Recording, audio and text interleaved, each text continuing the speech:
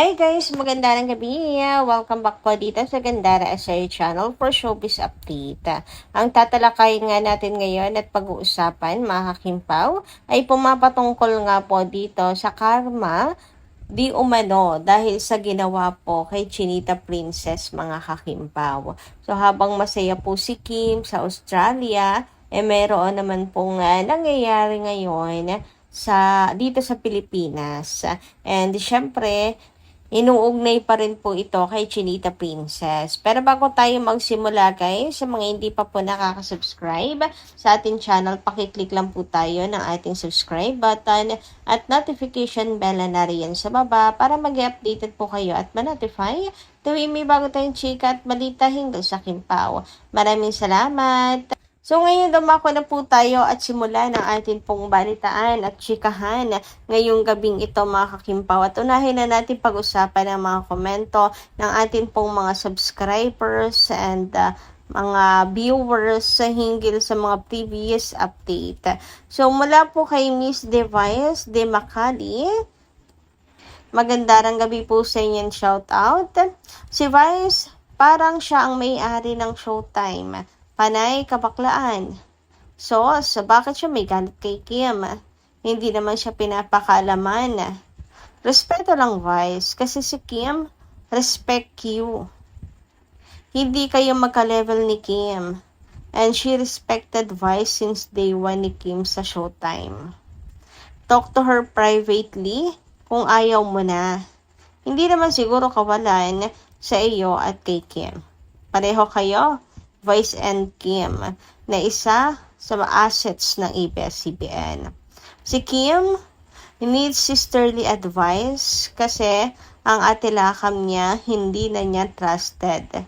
At ikaw yun, Vice, bilang kapatid sa Philippine movie industry. Don't let Kim down kasi mahal siya ni God. Kaya marami nag-put Kim down, the more blessings ang natatanggap niya. To God be all the glory of love. So, ayun, mga kakimpaw, marami pa rin ang nagsasabi na may galit si Vice kay Kim dahil sa kanyang mga posts and tweet na nakatag si Kim. Sinabi naman na ni Vice na hindi po sila magkaaway. Pero nasaktan na yung mga fans kasi parang lumalabas nga daw na kasalanan pa ni Kim.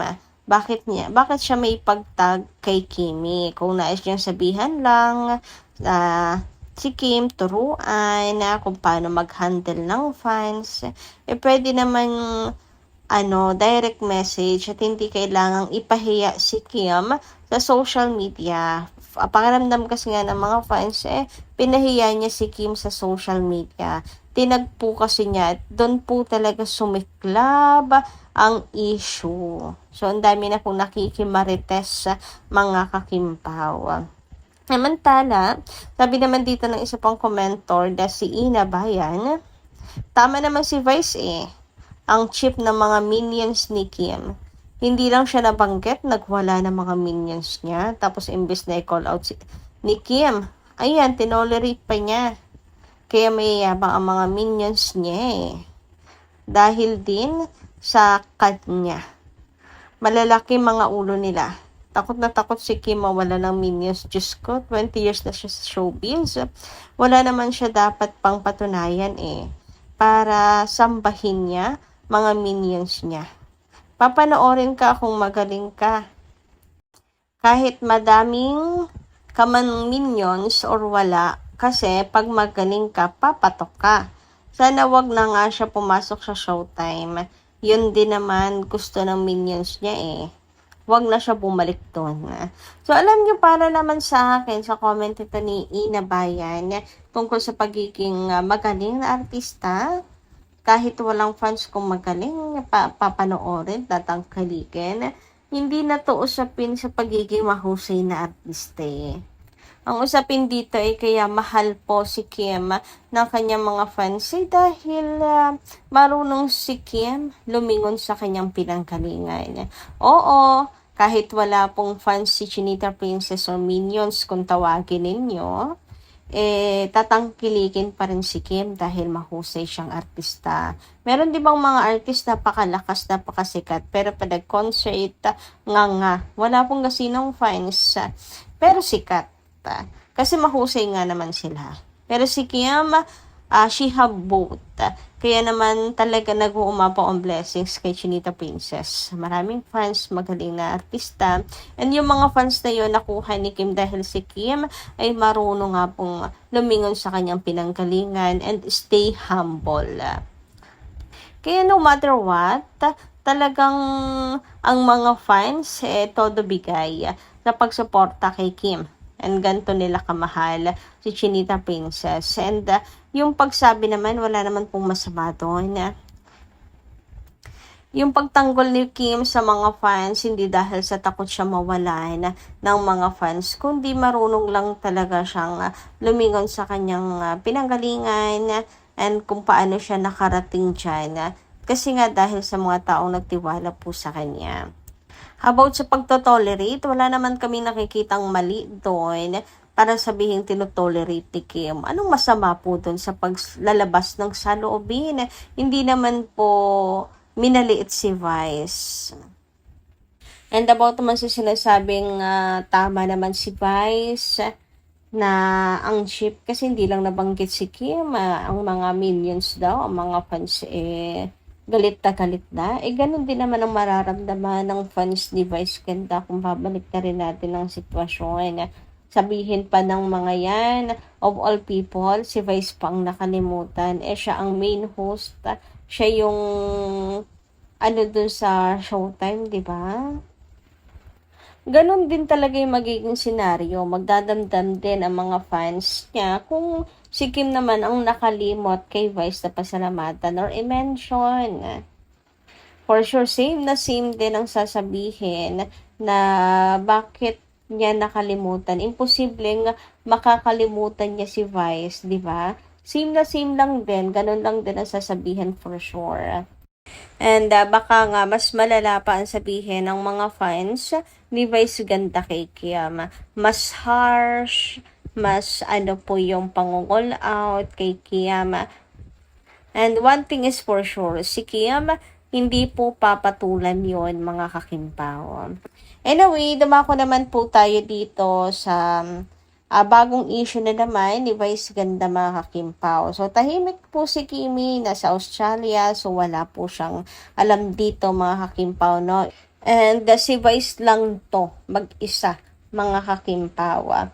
So, meron po siyang public apology mga kakimpaw dahil sa kanyang ginawa pong pagbuga ng tubig sa mukha na talaga naman pong agad-agad na na-call out po si Vice Ganda ng mga netizens. Kasi hindi daw po tama yung ginawa niyang yun. Kabastusan daw yun mga kakimpaw.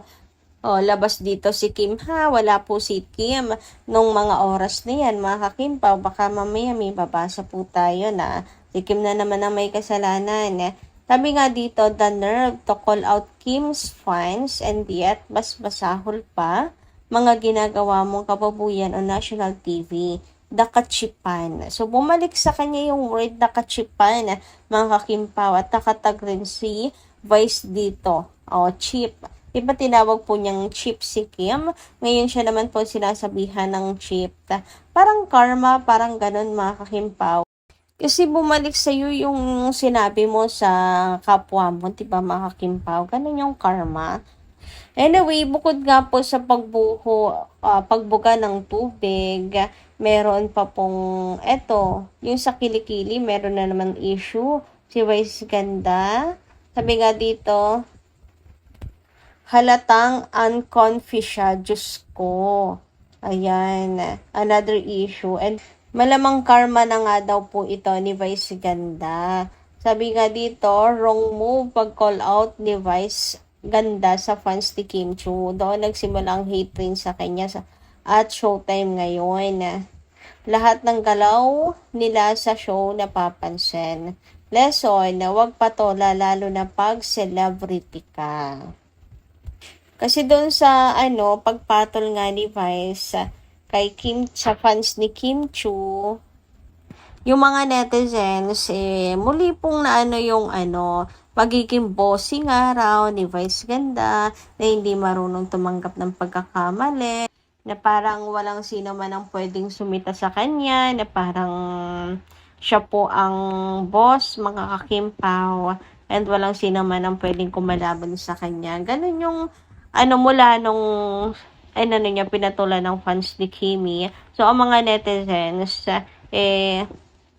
bumalik yung ganong tingin sa kanya ng mga tao. Tapos, ito pa, not just that, ito pa mga kakimpaw, yung kanyang parang pag-amba-amba. Sabi dito, violence is not a joke, especially against women. So, 3 na agad mga kakimpaw, no? Ilang araw lang nakalipas mula nung umalis si Kimi at lumipad papunta pong Australia. So, nangyari po ang lahat ng yan, wala po si Chinita Princess. Nasa Australia po siya. And take note, labas din po dito ang Kimpaw fans ha, kasi ang mga Kimpaw Langes ay busy. Sa sobrang kilig kina Kim and Paolo mula nung maging magkasama sila mula sa airport hanggang ngayon. Busy, nakatutok ang Kimpaw Langes kina Kim and Paolo. So walang kinalaman ng mga fans dyan sa issue ni Vice. Mga netizens lang talaga yon ang umuungkat dahil nga sa pagpatuloy sa mga Kimpaw fans at sa fans ni Chinita Princess, yun ang naging tingin sa kanya ng netizens. Ang mga bumabatikos lang naman kay Kim ay mga fans ni Vice, pero mga netizens, si Vice ang nakikitang mali dito. Ultimo nga, di ba, mga showbiz insiders, Christopher Min, siya yung nakikitang mali dito, mga kakimpaw. So, kumbaga, fans ni Vice ang tumitira kay Kim, pero ang mga netizens ay nasa panig ni Kim. Kaya kahit wala si Kim Chan sa issue na yan at busy tayo sa hanap ng Kimpaw na sobrang kilig sa Australia, nadadali pa rin po si Vice Ganda. Kasi nga, netizens po ang kalaban niya, mga kakimpaw. Samantala, sabi pa dito, at this point, I think Kim Chiu is better than this. Trapo comedian. Hahaha. PI mo, Vice Ganda, panlalait lang ang talent.